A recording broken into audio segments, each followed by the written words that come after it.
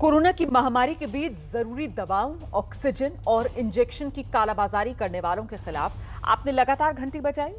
आपके इस पसंदीदा शो में हमने लोगों की लाचारी का फायदा उठाने वाले गिद्धों को लगातार बेनकाब किया। अब आज बात होगी उन अस्पतालों की जो इलाज के नाम पर मुनाफे की दुकान चला रहे हैं, लोगों की मजबूरी का फायदा उठा रहे हैं और फायदा उठाकर अपनी जेबें भर रहे हैं। ऐसे अस्पतालों के खिलाफ घंटी बजाना जरूरी है, इसीलिए फोन उठाइए अपना और अस्पतालों को लूट का अड्डा बनाने वालों के खिलाफ 8422 840000 पर मिस्ड कॉल दीजिए।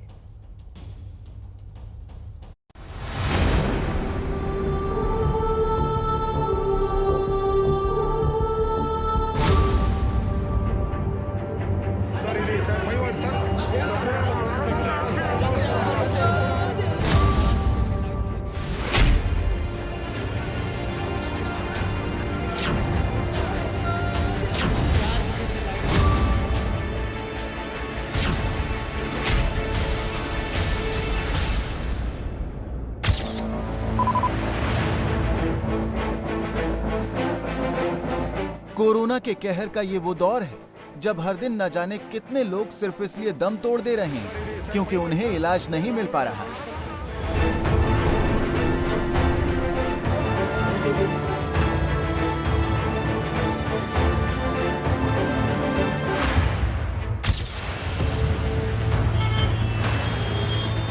मेरठ मेडिकल कॉलेज के बाहर एक महिला घंटों तड़पती रही। उसके लिए एक एक सांस लेना मुश्किल हो रहा था। ऑक्सीजन लेवल 50 तक पहुंच गया। प्राइवेट डॉक्टर ने कहा कि तुरंत अस्पताल में भर्ती कराओ। परिजन किसी तरह उसे एक ई रिक्शा में लेकर मेडिकल कॉलेज तक पहुंची। अस्पताल में बेड के लिए गुहार लगाते रहे, लेकिन न बेड मिला न इलाज और महिला ने उसी ई रिक्शे में दम तोड़ दिया। नहीं, ये आरोप असत्य एवं निराधार है, क्योंकि अगर महिला हमारी इमरजेंसी के अंदर तक पहुंच तो उसको, क्योंकि कल हमारे 15 एडमिशन हुए तो 16वां एडमिशन करने में हमें कोई दिक्कत नहीं थी। अब वो किस बाहर रह गई, कैसे हुआ, इसकी मैं जांच करा रहा हूं कि और इसके संबंध में कुछ उचित कदम भी उठाए।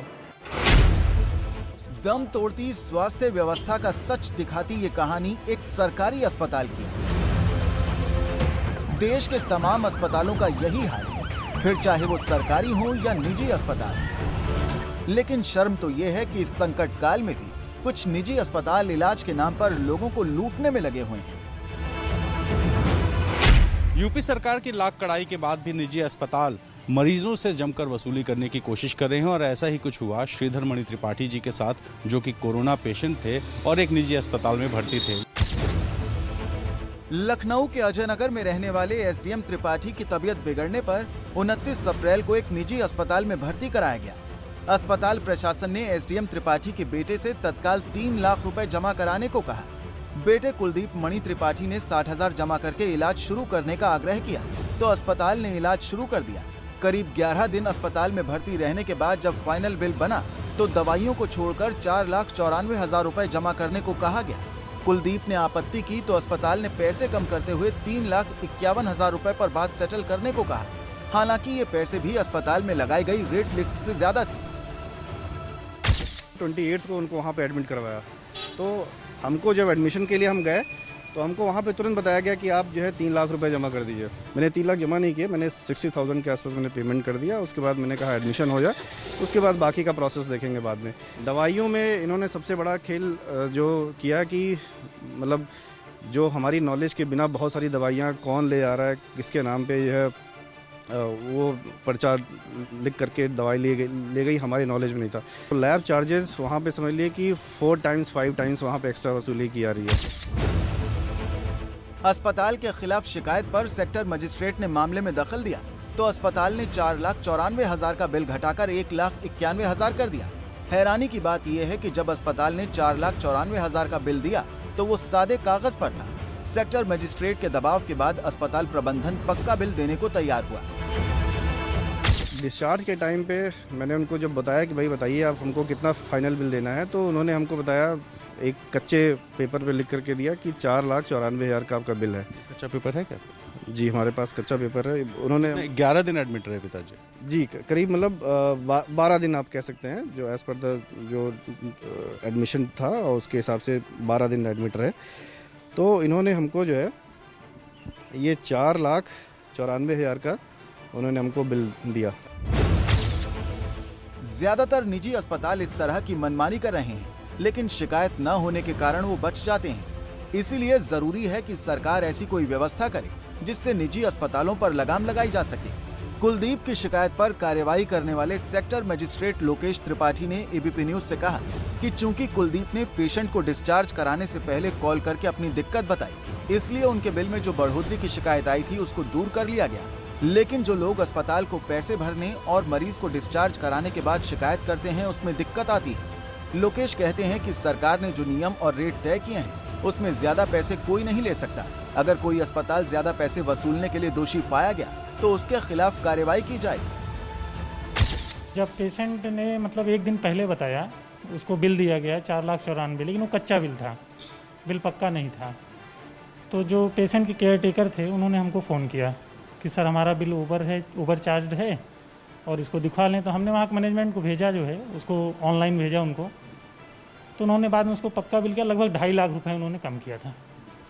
फिर हमने जो केयर टेकर थे पेशेंट के, उनको जो है उसको नया बिल भेजा, उनसे कहा आप संतुष्ट हैं? तो उनका हाँ सर संतुष्ट हैं।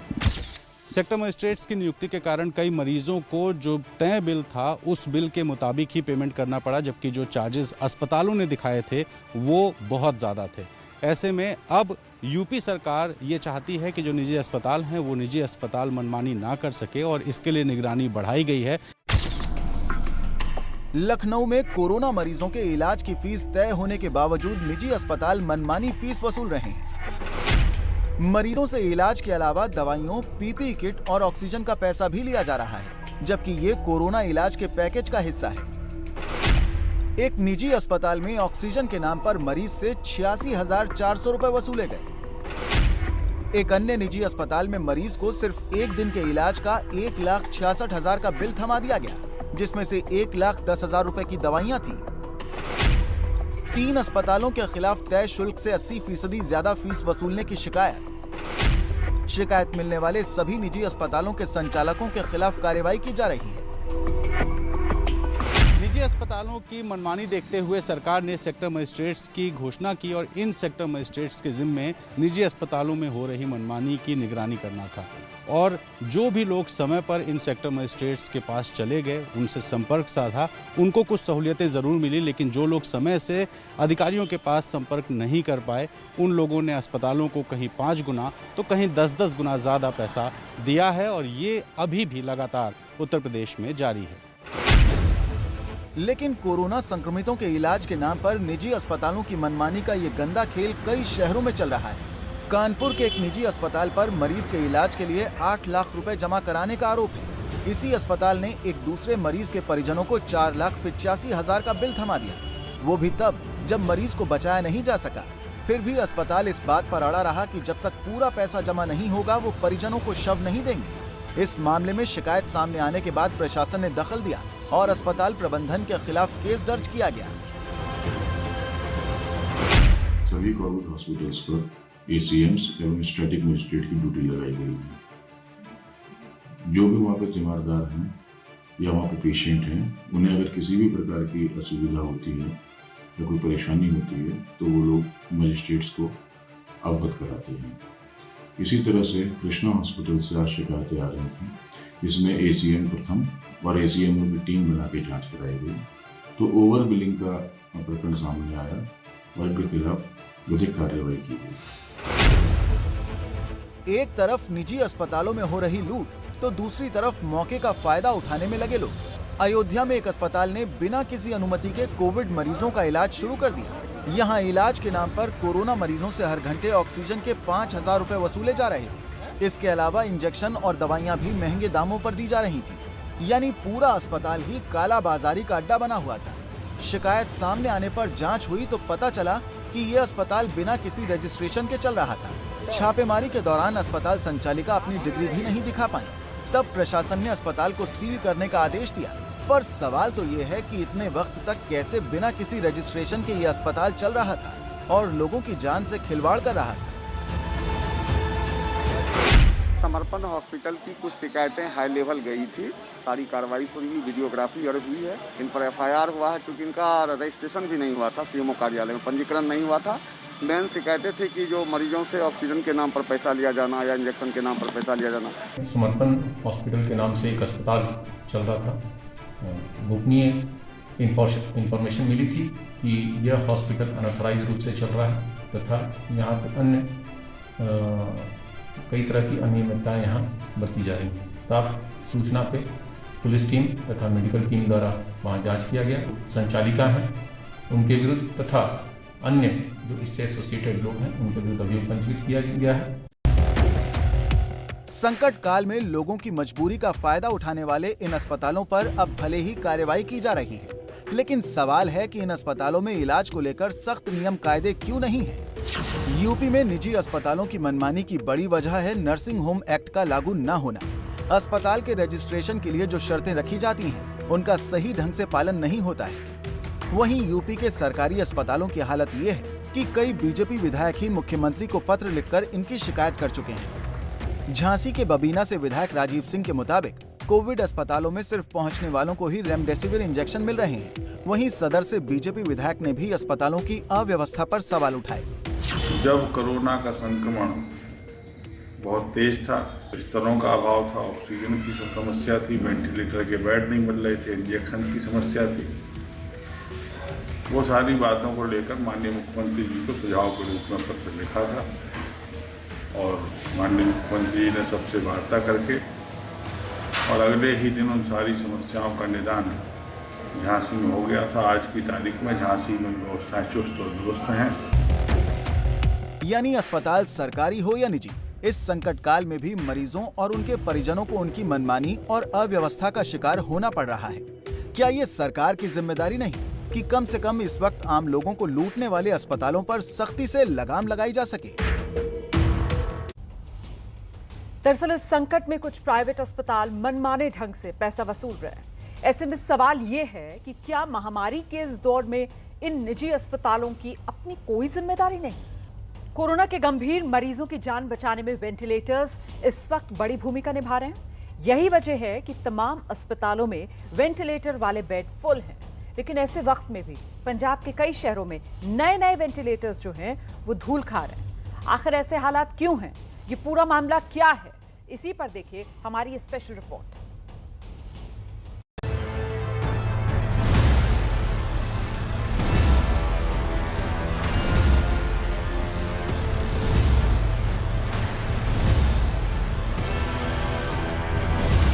तो पिछले एक साल में देश में कोरोना की तैयारियों के नाम पर क्या किया गया, उसका सच आपकी टीवी स्क्रीन पर है। पंजाब के 3 शहरों की ये तस्वीरें ये समझने के लिए काफी हैं कि इस वक्त देश भर में इलाज को लेकर हाहाकार क्यों मचा हुआ है। कल ही हमने आपको फरीदकोट और मोहाली में पीएम केयर्स फंड से भेजे गए वेंटिलेटर्स की कहानी दिखाते हुए सवाल उठाया था कि क्या खराब पड़े इन वेंटिलेटर्स की खरीद में घोटाला हुआ, और आज अमृतसर का मामला भी सामने आ गया।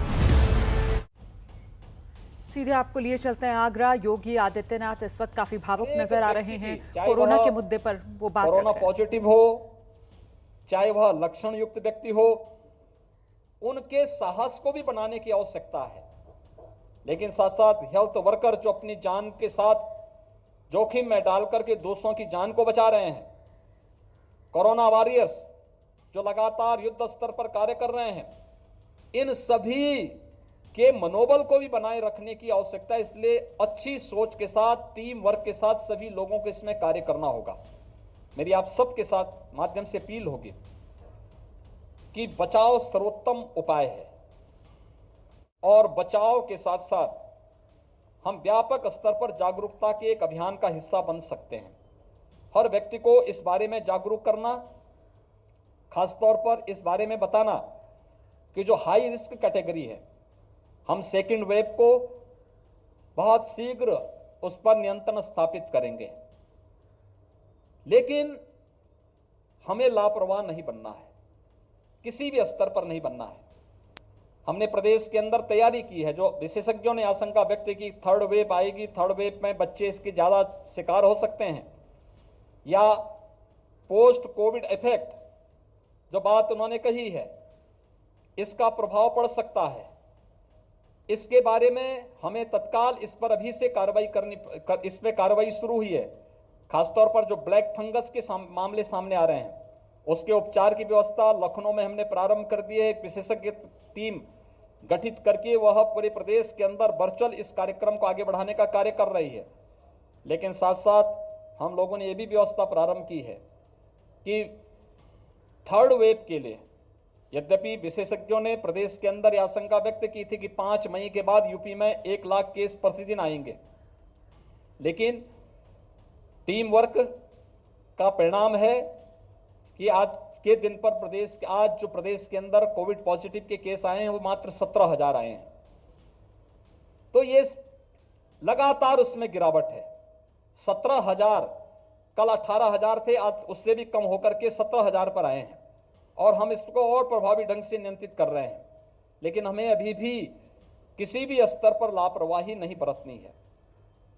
हमारा व्यापक जागरूकता के इस कार्यक्रम के अंतर्गत हम व्यापक कैंपेन का हिस्सा बने, अपील करें कि कोई भी व्यक्ति हाई रिस्क कैटेगरी का है वह घर के बाहर निकले ना। इस समय घर में भी मास्क लगाएं, बचाव के सारे उपाय करें।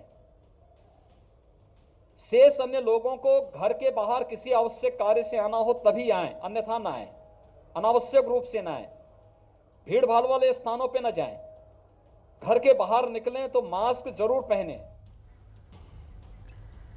तो सुन रहे थे आप उत्तर प्रदेश के मुख्यमंत्री योगी आदित्यनाथ को, जो कह रहे हैं कि इस सेकेंड लहर पर जल्दी ही हम काबू पा लेंगे कोरोना की, लेकिन लापरवाही नहीं बरतनी है, सबको एहतियात बनाए रखनी है। इसी तरीके से मिलकर कोरोना पर जीत दर्ज करेगा भारत।